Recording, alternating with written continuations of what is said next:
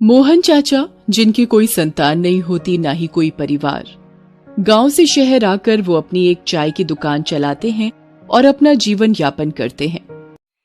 एक दिन मोहन चाचा रोजाना की तरह अपनी चाय की दुकान खोलते हैं। उनकी चाय की दुकान पर लोगों का आना जाना और चाय पीना लगा रहता है। अचानक मौसम में बिजली कड़कने लगती है और देखते ही देखते खुशनुमा मौसम बरसात के मौसम में बदल जाता है। धीरे धीरे बारिश शुरू हो जाती है और देखते ही देखते बारिश बड़ी तेजी से होने लगती है और सड़क पर पानी जमा हो जाता है, मानो वहाँ तालाब बन गया हो। अचानक एक गरीब असहाय दिखने वाली लड़की, जिसके कपड़े बहुत मैले कई जगह से फटे होते हैं, जिसकी उम्र 10 साल होती है, उसके पैरों में ना तो चप्पल होती है और ना ही उसके पास कोई चुन्नी। गठरी सी बनी हुई वो बारिश से बचने के लिए मोहन चाचा की चाय की दुकान के कोने में आकर खड़ी हो जाती है। उसके कपड़े गीले हो चुके होते हैं और वो ठंड से ठिठुरती हुई सहमी सी लोगों को चाय पीते हुए एक टक देखती रहती है। उसके एक हाथ में भीख मांगने वाला कटोरा होता है, जिसमें 4-6 सिक्के होते हैं। उन सिक्कों को कटोरे में से निकालकर वो अपनी मुट्ठी में दबा लेती है ताकि कोई उससे वो सिक्के छीन न सके। ठंड से बचने के लिए वो कुछ देर बाद मोहन चाचा की अंगीठी के पास आ जाती है और तापने लगती है। कुछ देर बाद वो वहाँ चाय पीने वालों से अपने मुंह की ओर खाने का इशारा करते हुए पैसे मांगने लगती है। चाय पीने वालों में से कुछ लोग तो उसे हट हट पगली, दूर हट कहने लगते, तो कोई उसे भिखमंगी कहने लगता। कई लोग तो उसे मारने तक उठ जाते। ये सब मोहन चाचा देख रहे होते हैं। उन्हें ये बहुत बुरा लगता है। वे लोगों से कहते हैं, रहने दो भाई, बेचारी कौन है, कहाँ से आई है, उसका घर कहाँ है? पगली है, दिखता नहीं क्या मोहन भैया तुम्हें? हैं? फटे पुराने मैले कुचैले कपड़े पहने ये तुम्हें कहीं की राजकुमारी लगती है क्या? लगता है ये कपड़े बरसों से धुले नहीं है। हाँ भाई, तुम एकदम ठीक कर रहे हो, पर पहले तो मैंने इस पगली को यहाँ नहीं देखा। हाँ, मैंने भी इस पगली को पहले नहीं देखा है। ए पगली, बता कहाँ से आई है तू? बता नहीं तो। छोड़ो भाई, उसे अपने हाल पर छोड़ो। चलो हम लोग चाय पिए और चलें। पता नहीं माँ बाप भी बस पैदा करके छोड़ देते हैं। अरे पालना बस का नहीं होता तो पैदा ही क्यों करते हैं? अरे ये कहीं और से आई है पगली है, जरा अपना सामान बचा कर रखना, नहीं तो कुछ चोरी करके ना भाग जाए। हाँ, मुझे तो पागल के साथ साथ चोरनी जैसी दिखती है। देखो शक्ल देखो इसकी। भाइयों छोड़ो उसको, लो ये लो गर्मा गर्म चाय, चाय का मजा लो और उसे उसके हाल पर छोड़ दो। जब चाय पीकर लोग चले जाते हैं तो मोहन चाचा उस गरीब लड़की के पास जाते हैं और उससे कहते हैं, बेटी डरो नहीं, तुम्हारा नाम क्या है? मैं किरण हूँ चाचा। लो चाय लो, लो पहले चाय पी लो बेटी। अच्छा बेटी, तुम कहाँ से आई हो और कहाँ की रहने वाली हो? मैं चाचा शहर के कोने में जो झोपड़पट्टी है ना, उसमें रहती हूँ। अच्छा अच्छा, और बेटी तुम्हारे माता पिता कौन है? माँ नहीं है, बस बाबा हैं।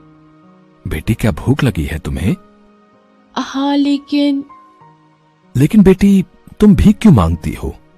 इतना कहने पर वो लड़की वहां से भाग जाती है।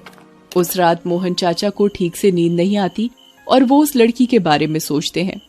मन ही मन कहते हैं, पता नहीं बेचारी पर क्या बीती होगी, इतनी सी उम्र में भीख मांग रही है। कल इसके बारे में और मालूम करूंगा, मौका मिला तो उसके बाबा से इस बारे में बात करूंगा। फिर अगली सुबह मोहन चाचा अपनी दुकान खोलते हैं, लेकिन आज वो गरीब लड़की वहां नहीं आई होती है। मोहन चाचा मन ही मन सोचते हैं, हे भगवान, क्या हुआ होगा उसके साथ? आज वो क्यों नहीं आई? क्या कोई अनहोनी हो गई, या वो लड़की झूठ बोल रही थी क्या? कहीं वो किसी अपराधी गैंग के हत्थे तो नहीं चढ़ गई? ये सब बातें उनके दिमाग में चल रही होती हैं। शाम होने को आती है, दुकान बंद करने का समय आ जाता है, फिर भी वो गरीब लड़की नहीं आती। तो मोहन चाचा को लगता है कि वो लड़की झूठ बोलकर कहीं गई, कि कहीं उसका भेद न खुल जाए। इस डर से वो लगता है नहीं आई। इस तरह एक सप्ताह का समय बीत जाता है। एक दिन अचानक वो लड़की एक शाम मोहन चाचा की चाय की दुकान के कोने में खड़ी दिखाई देती है। उसे देखते ही मोहन चाचा से रहा नहीं जाता और वो उससे कुछ पूछने जाते हैं कि वो बहुत तेजी से अपने घर की ओर भागती जाती है। मोहन चाचा शाम को अपनी दुकान बंद करके आज उस गरीब झोपड़पट्टी में जाने का निश्चय करके जाते हैं। वो झोपड़पट्टी में कई गलियां पार कर चुके होते हैं, लेकिन उस गरीब लड़की का उसे पता नहीं चलता। फिर वो लोगों से पूछने लगते हैं। एक आदमी से मोहन चाचा, अरे सुनो भाई, यहाँ किरण नाम की कोई 10 बरस की लड़की रहती है जो पुराने फटे कपड़े पहने हुए रहती है। वो भीख भी मांगती है।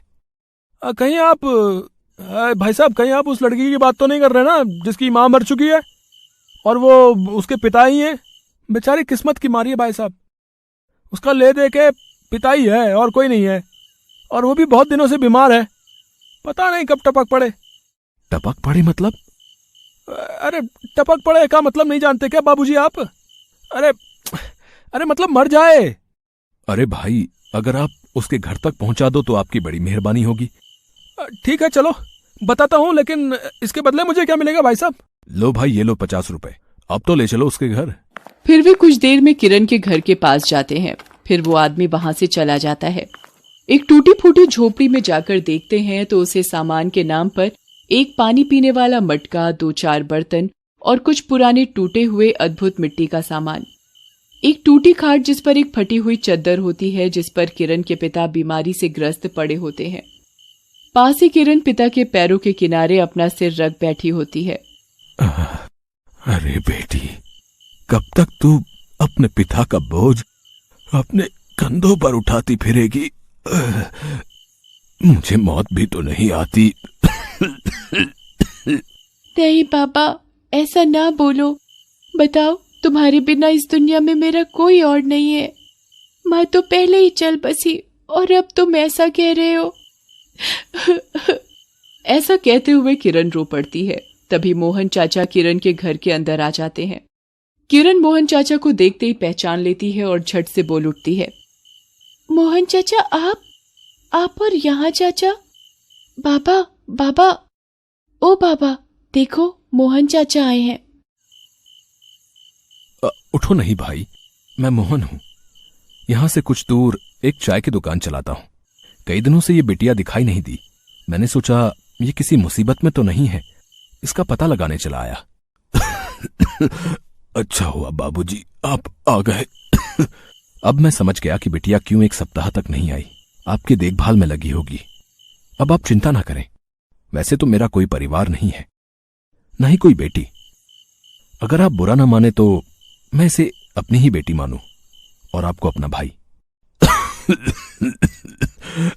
क्या कह रहे हो बाबूजी? मुझ गरीब के पास तो खाने के लिए 2 वक्त की रोटी भी नहीं। बेटी भीख मांगती है तो मुझ बीमार अपाहिज को खाना मिलता है, और इस घर की हालत तो आप देख ही रहे हैं। लोगों की मिन्नत करके तो कहीं से दवा दारू का इंतजाम हो पाता है। अब मेरा कोई पता नहीं कब तक जिंदा रहूं।